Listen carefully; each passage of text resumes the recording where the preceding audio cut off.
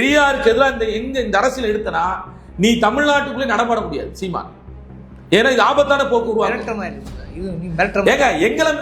எங்களை சண்டை கூப்பிடுறாங்க.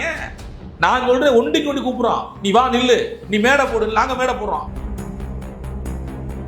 அடிப்படை புரிதல் கூட இவங்களுக்கு கிடையாது. முதல்ல அப்ப சாதி வெறினா சாட்டியத்துக்கு சீமான் சாதி வெறிக்குன்னு அர்த்தமா? சீமான் சாதி வெறியா இருக்கு அப்படி சொல்ல முடியும். அப்படி நான் சொல்றேன் சீமான் சாதி வெறின்னு சொல்றேன். நான் சொல்றேங்க சாட்டை துறைமுருகன் சாதி வெறின்னு தள்ளி. நீ இந்த வீடியோ பார்க்கல நீங்க? ஏங்க ஒரு முன்னணி திரைப்பட இயக்குனருங்க, அவரோட பட்டியலிருந்து சேர்ந்தவருக்காண்டிய பின்னாடி விட்டாங்க சாட்டை துறைமுருகன். இதெல்லாம் என்ன கட்சிவீங்க? நாம் கட்சி தெரிஞ்சேதான் நடக்குதா? அப்புறம் யாரும் தெரியும் சீமா? அப்புறம் சீமான் தெரியாது, யாரும் தெரியாதா களஞ்சியத்தை?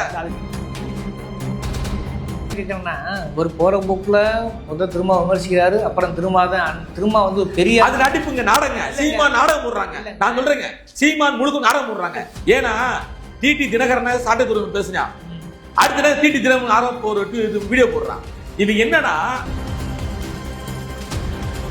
ஏற்கனவே அடி வாங்கிருக்காங்க, ஏற்கனவே அடி வாங்கிருக்காங்க, இன்னும் அடிக்கதான் போறாங்க.